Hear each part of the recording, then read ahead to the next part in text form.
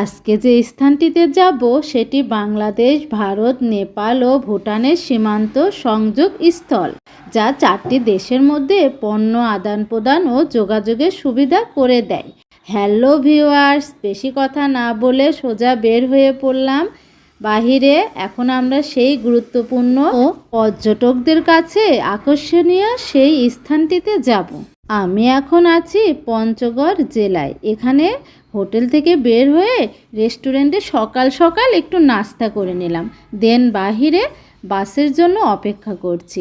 প্রথমে বাস ধরে যাব, দেন তারপরে সিএনজি বা অটোতে যেতে হবে।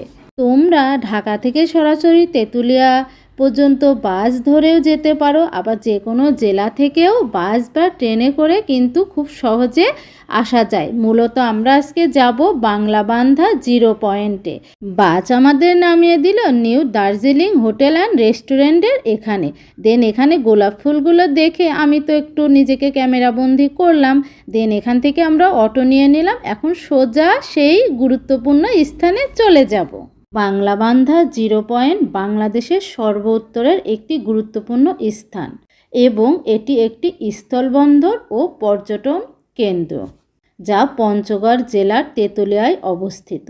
এখানে মহানন্দা নদীর তীরে বাংলাদেশের সর্বোচ্চ ফ্ল্যাগ স্ট্যান্ড এবং একটি স্থলবন্দর রয়েছে, যা পর্যটকদের কাছে বেশ আকর্ষণীয়।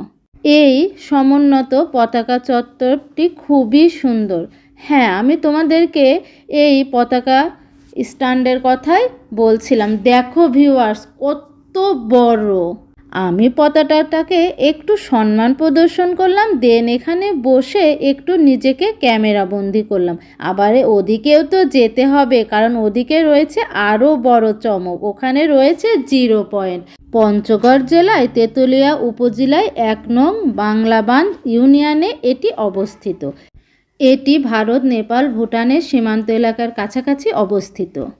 বাংলাবান্ধ স্থলবন্দরটি একটি আন্তর্জাতিক স্থলবন্দর হিসেবে কাজ করে। ওয়াও, আমি তো চলে এসেছি সেই 0 পয়েন্টের কাছে। ধীরে ধীরে 0 পয়েন্টের কাছে কিন্তু এগিয়ে যাচ্ছি।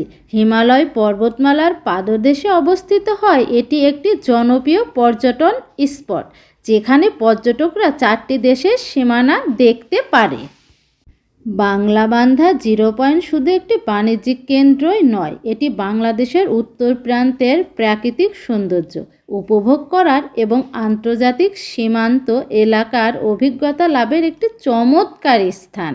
এবার চলো তোমাদেরকে এই সাইডটা একটু ঘুরিয়ে